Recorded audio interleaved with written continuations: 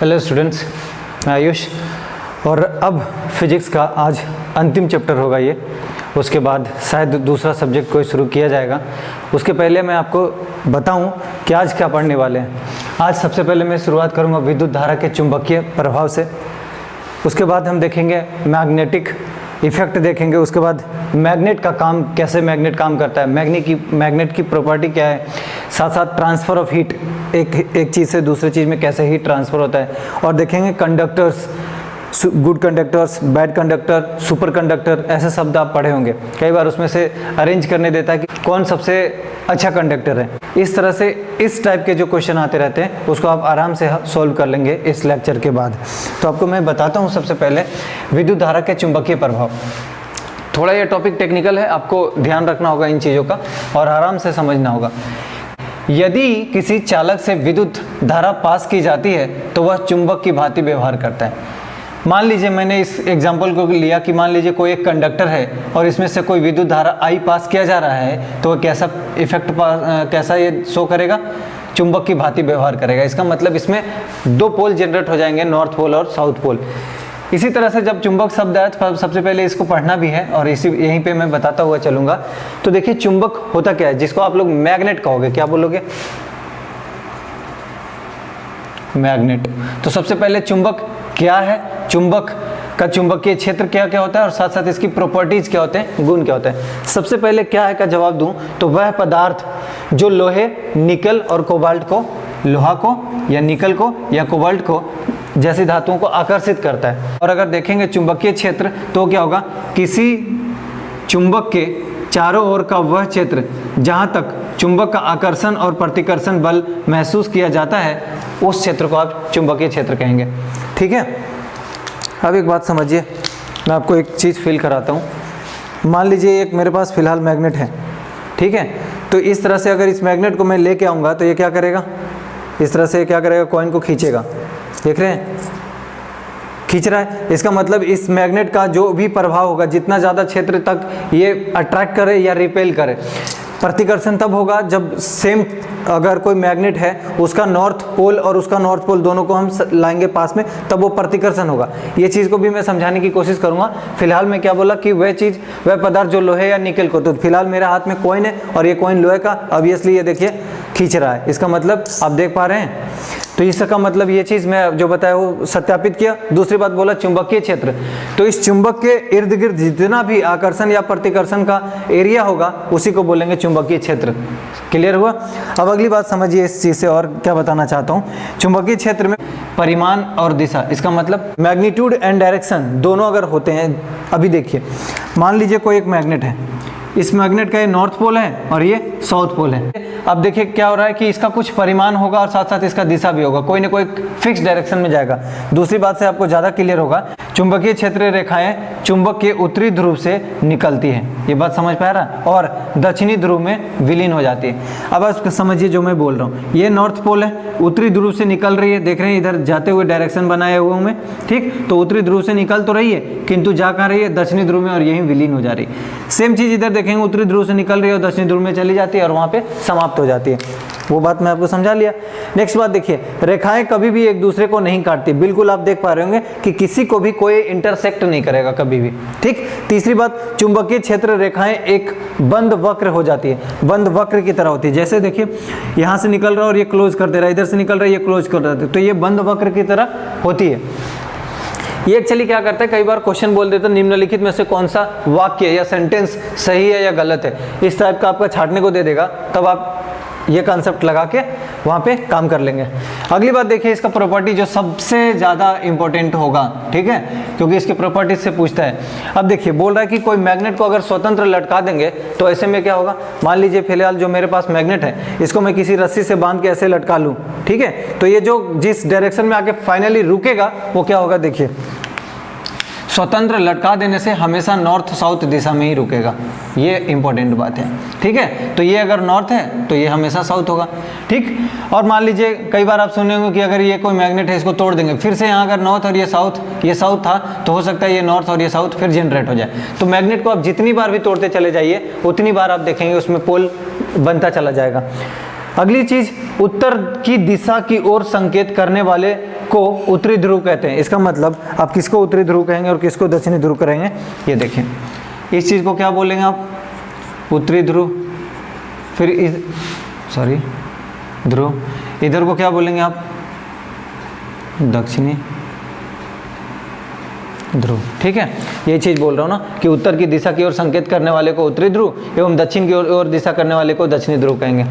तीसरी बात, चुंबक के सजातीय ध्रुवों में मतलब जो सिमिलर फेज होगा, मतलब अगर नॉर्थ और नॉर्थ की बात करूं तो वहां पे प्रतिकर्षण होगा, और विजातीय इसका मतलब होता है अलग अलग फेज, नॉर्थ और साउथ, साउथ और नॉर्थ, ऐसे विजातीय ध्रुव में आकर्षण होगा। जो मैं कह रहा हूं तो उसको समझाता हूं। देखिए ये नॉर्थ है और ये साउथ पोल है, इस तरह से ये साउथ पोल है, ये नॉर्थ पोल है, जानबूझ के मैं ऐसा कंडीशन लिया हूँ। अब ये साउथ है और ये साउथ है, दोनों सेम है तो सजातीय है, तो यहाँ पे क्या होगा, एक इधर को भागेगा दूसरा इधर को भागेगा, इसका मतलब यहाँ प्रतिकर्षण होगा, कभी भी आकर्षण नहीं होगा, एक दूसरे को रिपेल करेंगे, अट्रैक्ट नहीं करेंगे।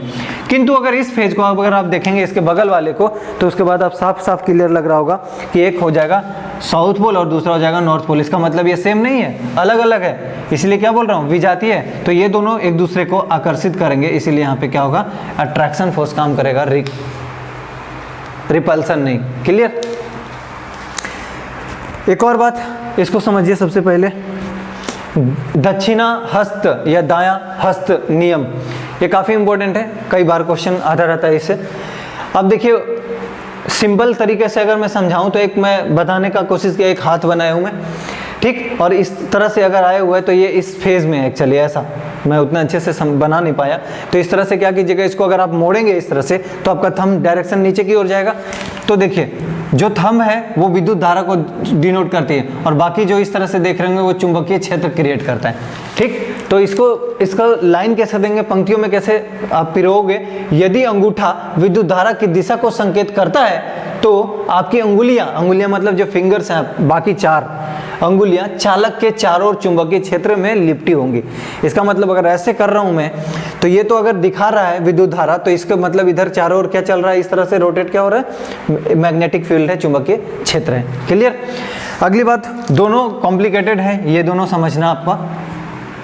फ्लेमिंग का वामहस्त नियम, ठीक है, वहां पे हस्त लिखा हुआ है, फ्लेमिंग का वामहस्त नियम या फ्लेमिंग का दक्षिण हस्त नियम। वाम हस्त का मतलब क्या होगा, लेफ्ट, ठीक है, तो लेफ्ट हैंड ये मेरा है। अब इसको समझिए, मान लीजिए थोड़ी देर के लिए फ्लेमिंग का ही हाथ है। अब आप समझिए ये क्या कहना चाहता है, इस तरह से कि अगर इस तरह हम कर दे, 2 फिंगर को मोड़ लिया उन्होंने ना, और एक इस तरह से रख रहा है, आप समझ रहे हैं ये, तो इसका मतलब हर एक दूसरे के 90 डिग्री पे होगा। तो अगर ये इस तरह से है और ये इसके ऐसे होना चाहिए और ये इसके सामने होना चाहिए, ठीक। तो इसको और अच्छे से आपको फील करवाने के लिए मैं एक काम करता हूँ, इस तरह से देखिए, उन्होंने एक पोल लिया, एक अपवर्ड कर लिया, एक इधर का लिया और एक इधर का होगा, इस तरह से, ये देख पा रहे हैं आप। तो इन्होंने कहा इस फेज को चुंबकीय क्षेत्र, इस फेज को क्या बोला, विद्युत धारा, और इधर वाले को क्या बोला, चालक की गति या इस पे आरोपित बल। क्लियर है ये तीनों चीज। हालांकि मैं डायग्राम भी बनाने की कोशिश किया, लेकिन 2D में 3D कैसे बना पाऊंगा, तो आप इस चीज को शायद अगर सही से समझ पा रहे हो तो मैं क्या बोल रहा हूँ, ये अपवर्ड जो है ये मैग्नेटिक क्षेत्र है, मैग्नेटिक फील्ड है, उसके साथ साथ जो इस साइड में होगा वो विद्युत धारा होगा, और इधर जो मेरे साइड है ग्रीन पेन जो है वो क्या दिखाएगा, चालक की गति या आरोपित दिशा। तो ये कई बार ऐसे पूछ लिया करता है डायग्राम बना के, या फिर ऐसा रहेगा कि फ्लेमिंग का वामहस्त नियम में जो आपका तर्जनी है, इसको तर्जनी बोलते हैं, इसको थंब बोलते हैं, तो थंब क्या डिनोट करता है, क्या दिखाता है, तो आप बता पाएंगे। इसी तरह से फ्लेमिंग का अगर देखेंगे दक्षिण हस्त नियम, तो इसमें दक्षिण हस्त नियम का मतलब हो गया ये राइट हैंड लेना है। तो राइट हैंड में उन्होंने क्या किया, इस तरह से, ठीक है, तो 2 फिंगर को अगर हम मोड़ेंगे तो ये थंब मेरा रहेगा और ये इंडिकेट फिंगर रहेगा और ये मिडिल फिंगर होएगा। तो अब आप समझिए, इन्होंने कहा कि इस साइड जो थंब है वो चालक की गति को डिनोट करेगा, और जो चुंबकीय क्षेत्र मतलब इंडिकेशन वाला जो फिंगर होता है वो चुंबकीय क्षेत्र को डिनोट करेगा, और जो फ्रंट होगा तीनों एक्चुअली 90 डिग्री पे होगा। समझ पा रहे हैं क्या मैं बोल रहा हूँ, ये चालक की गति को बताएगा, ये चुंबकीय क्षेत्र को बताएगा, और सामने वाला जो होगा वो चालक में प्रेरित विद्युत धारा को बताएगा। सेम चीज के लिए आपको फिर से मैं बताऊंगा, एक अपवर्ड एक इधर और एक इधर। तो अब आप इस चीज को समझिए, ये जो ग्रीन पेन है वो चालक की गति को डिनोट करेगा, जो फ्रंट सामने है वो चुंबकीय क्षेत्र को रेड पेन दिखा रहा होगा, और जो ये ब्लैक वाला आप देख पा रहे होंगे इसमें क्या दिखा रहा है, चालक में प्रेरित विद्युत धारा। इसका मतलब इस तरह से था, और अभी उसमें देख रहे थे, बिल्कुल पलट के देख रहे थे, ठीक है। तो अब आप इस चीज को समझिए, यही कई बार ऐसे पूछ लिया करता है, वैसे जनरली क्वेश्चन इससे कम उठाते हैं। अगली बात समझिए, इसी का मैं डिस्क्राइब करके 3D को दिखाने की कोशिश की, हालांकि ये इस तरह से मुझे लेना चाहिए था थोड़ा। अब देखिए, घरों में जो इलेक्ट्रिसिटी कनेक्शन होता है उसके बारे में मैं बताना चाहता हूँ। सबसे पहले घरों में कैसा कनेक्टेड होता है, पैरेलल कनेक्शन होता है, ठीक है। क्यों पैरेलल कनेक्शन होता है ये समझिए। मान लीजिए आप एक बल्ब भी जला रहे हो, ठीक है, हो सकता है आप फैन भी एक चला रहे हो, ठीक है, सीलिंग फैन चला रहे हो या कोई भी फैन चला रहे हो। सपोज आप एक फ़ोन भी चार्ज कर रहे हो। इससे क्या होगा, अगर इस लाइट को ऑफ करना है तो आप कर पाएंगे, इस फैन को ऑफ करना है कर पाएंगे, अगर इसको रखना है तो इन दोनों को ऑफ कर सकते हैं, हो सकता है इसको ऑफ करके इन दोनों को लाइव रख सकते हैं। लेकिन अगर सीरीज में कनेक्ट कर देंगे तो क्या होगा, एक बार अगर ऑन किए तो सारे ऑन होंगे, अगर एक बार ऑफ किए तो सारे ऑफ होंगे। तो कैसा चाहते हो आप, सीरीज या पैरेलल? अब ये सी बात है, पैरेलल कनेक्शन घरों में चाहिए। लेकिन रोड में क्या होता है, आप रोड में देखते होंगे कि इस तरह से अगर सड़क बना हुआ है तो हर जगह लाइट है। अगर यहाँ पे एक स्ट्रीट लाइट जल रहा है, इसी तरह से हो सकता है स्ट्रीट लाइट एक यहाँ पे भी जल रहा हो, यहाँ पे भी जल रहा हो, यहाँ पे भी जल रहा हो, समझ पा रहे हो। अगर एक बार ऑन करेंगे तो सारे स्ट्रीट लाइट ऑन हो जाएगा, अगर एक बार आप ऑफ करोगे तो सारे स्ट्रीट लाइट ऑफ हो जाएगा, या आप एक एक करके स्विच ऑफ करना चलोगे, ऐसा तो नहीं करोगे। इसी वजह से सड़कों पे सीरीज में होता है, घरों में पैरेलल कनेक्शन होता है। दूसरी बात, जो घरों में इलेक्ट्रिसिटी आती है वो हमारे देश में, भारत की बात कर रहा हूँ मैं, सब जगह की नहीं, भारत में स्टैंडर्ड क्या है, 220 वोल्ट और 50 हर्ट्ज फ्रीक्वेंसी की, ये फिक्स है, ठीक है। अगली बात देखिए, फ्यूज, इसके बारे में पहले भी मैं बताया, फ्यूज क्यों दिया गया है। कई बार क्या होता है, बहुत ज़्यादा हैवी वोल्टेज सप्लाई हो जाता है, तो ऐसे में आपका घर का जो इलेक्ट्रिक इक्विपमेंट हो, खराब ना हो, इसके लिए फ्यूज लगाया जाता है। तो फ्यूज का कनेक्शन में आपको बताया था, फील कराया था कि इस तरह से होता है, और यहाँ से देखेंगे एक वायर लगा हुआ होता है। ज़्यादा तेज कनेक्शन आता है, मतलब ज़्यादा वोल्टेज आता है तो क्या होता है, टूट जाता है, ब्रेक कर जाता है और आपके इलेक्ट्रिक इक्विपमेंट को बचा लेता है। तो ये वायर किसका बना होना चाहिए, PBSN, लेड और टीन का। दूसरी बात, इसका रेजिस्टेंस बहुत ज़्यादा होता है, समझ पा रहे हैं ना, क्यों रेजिस्टेंस ज़्यादा होगा, यहाँ पे मेल्टिंग पॉइंट बहुत कम होता है, ठीक। अगली बात समझिए, अगर मेल्टिंग पॉइंट ज़्यादा हो जाता तो ये गलेगा नहीं ना, इसी वजह से। अब देखिए, वायर होता है, तो वायर में आप देखते होंगे 3 कलर का वायर होता है आपके यहाँ। मैं आपको समझाने के लिए 3 कलर लगा दे रहा हूँ, समझ गए आप इन चीज़ों को। 3 कलर क्या क्या आया सामने आपका, ब्लैक है, रेड है और ग्रीन है। तो आप तीनों को आप समझिए, रेड वायर को बोलते हैं लाइव वायर। आप रेड वायर को कभी भी कनेक्ट करते हैं तो लाइव होता है हमेशा, उस पर ज़्यादा करंट लगेगा। ब्लैक हमेशा न्यूट्रल वायर होता है, यहाँ तक UPSC ने एग्जाम पूछ चुका है ये एग्जाम में।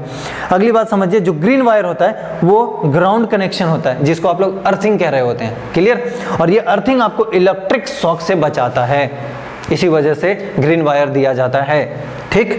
अगली बात समझिए, क्या है AC और DC।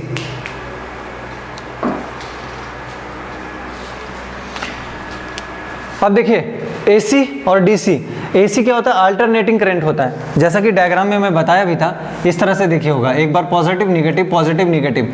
लेकिन DC में देखेंगे तो DC क्या होता है, इस तरफ का होगा, मतलब अगर DC को समझना है तो देखेंगे डायरेक्ट इस तरह से जाता रहेगा। इसका क्या मतलब हुआ, DC करंट में धारा यूनिडायरेक्शनल, अर्थात धारा एक ही दिशा में प्रवाहित होगी, जैसे बैटरी में होती है।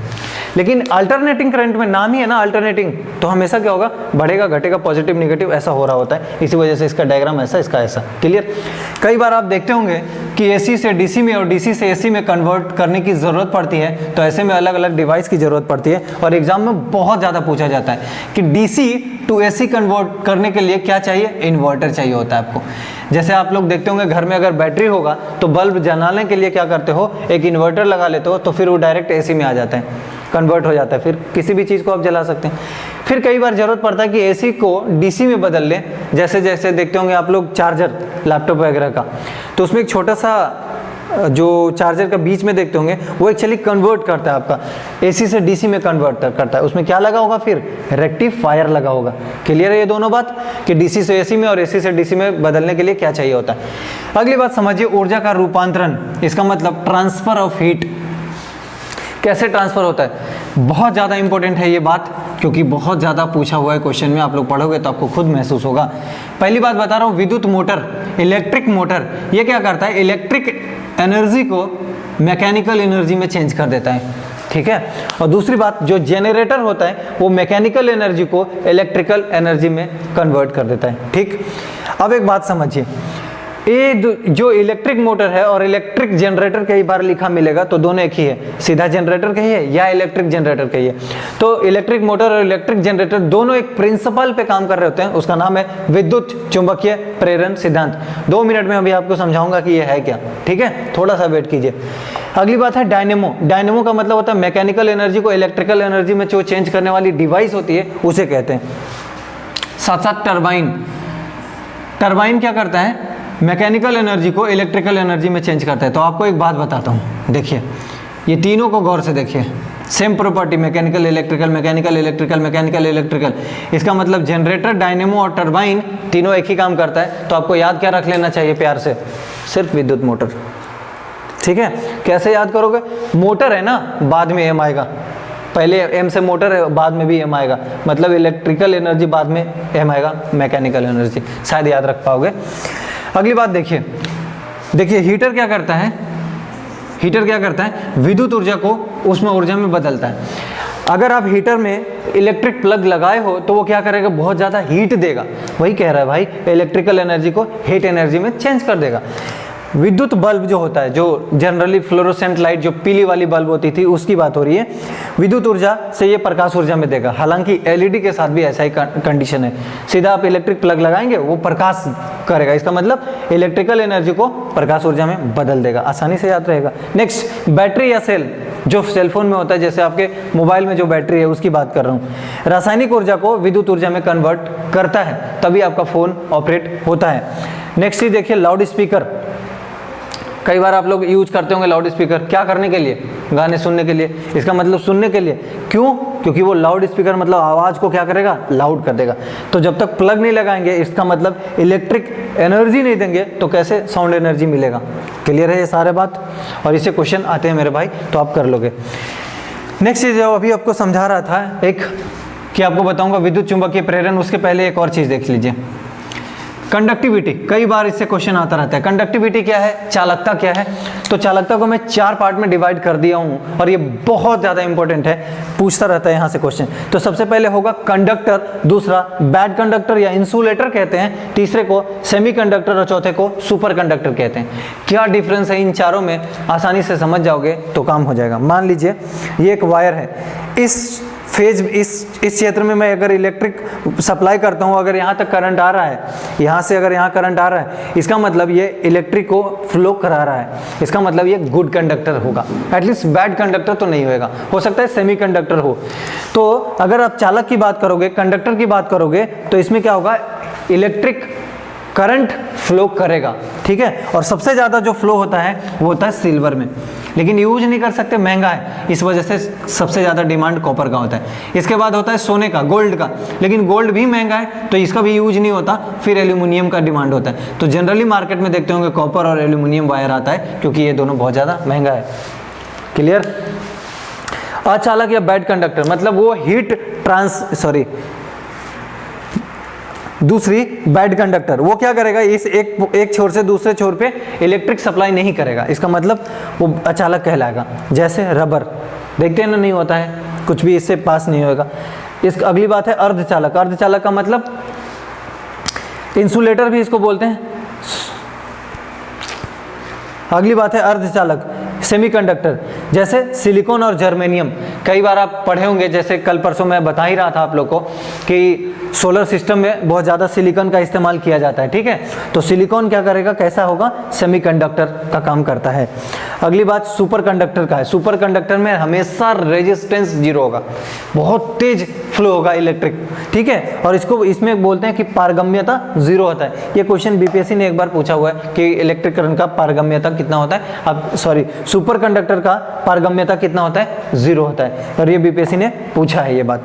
अगली चीज मैं आपको बताऊंगा एक लास्ट, विद्युत चुंबकीय प्रेरण। ये यहाँ पर ठीक है। विद्युत चुंबकीय प्रेरण अभी बता रहा था कि जनरली इलेक्ट्रिक मोटर और इलेक्ट्रिक जनरेटर इसी प्रिंसिपल के ऊपर आधारित है। तो है क्या ये? इलेक्ट्रोमैग्नेटिक इंडक्शन बोल सकते हो इसका इंग्लिश में, ठीक। इसका प्रिंसिपल या इसका सिद्धांत देने वाले हैं माइकल फैराडे। तो कई बार तो यही पूछ लिया है कि इलेक्ट्रोमैग्नेटिक इंडक्शन किसने दिया था, ठीक है। फैराडे बताएंगे 1831 में दिया था। तो ईयर नहीं आपसे पूछेगा लेकिन नाम जरूर पूछेगा। अगली बात, किसी गतिशील चुंबक का उपयोग कर विद्युत धारा को उत्पन्न किया जा सकता है। समझ रहे हैं? इसका मतलब चुंबक की सहायता से इलेक्ट्रिसिटी पैदा करना चाहते हैं। देखिए किस तरह से उन्होंने जब एक्सपेरिमेंट करना था तो उन्होंने अपना मॉडल बताया कि मैंने एक कॉइल लिया, एक सिलिंड्रिकल ट्यूब लिया, इसमें हमने कॉइलिंग कर दिया, मतलब वायर लगा दिया, और यहाँ पे जोड़ा हुआ किस चीज़ से? गैल्वेनोमीटर से है, ठीक है। ये क्या है यहाँ पे जी? गैल्वेनोमीटर है। तब क्या हुआ, एक वायर यहाँ पे कनेक्ट है, दूसरा यहाँ पे कनेक्ट है, और जब ये चुंबक मैग्नेट को इसके अंदर हम इंसर्ट करते हैं तो ऐसे में क्या होता है, इसमें फ्लक्चुएशन आता है गैल्वेनोमीटर में। और गैल्वेनोमीटर क्या करता क्या है? विद्युत धारा की उपस्थिति को बताता है। समझ पा रहे हैं? अगर हो सकता है राइट हो जाए या हो सकता है लेफ्ट हो जाए, वो डिपेंड करेगा कि किस साइड से आप इंसर्ट कर रहे हो। क्लियर? डायरेक्शन क्या है तो उसके अनुसार वो लेफ्ट राइट होता है। लेकिन अगर जीरो पे है, वो थोड़ा भी हिला, इसका मतलब इसमें करंट जनरेट हो रहा है। और इसी सिद्धांत को माइकल फैराडे ने बताया, और इसको बोला जाता है विद्युत चुंबकीय प्रेरण। चुंबक को कुंडली की ओर ले जाने पर कुंडली के परिपथ, मतलब उसका जो राह में विद्युत धारा उत्पन्न होती है। गैल्वेनोमीटर की सुई विक्षेप द्वारा इंगित करता है। इसका मतलब अगर ऐसे है गैल्वेनोमीटर का सुई, तो वो अपने आप क्या होगा? फ्लक्चुएट करेगा, और अगर फ्लक्चुएट करेगा तो मान लिया जाता है कि वहाँ पे करंट जनरेट हो रहा है, ठीक है। तो इस तरह से फिजिक्स का पूरा पार्ट मैं समाप्त कर दिया हूँ। अगर आप वीडियोस नहीं देखें तो जाइए देखिए, शायद टोटल 13 वीडियोस होंगे, उसमें सारे फिजिक्स आपका कंप्लीट है। नेक्स्ट क्या इनिशिएट करूँगा वो देखता हूँ मैं, ठीक है। धन्यवाद।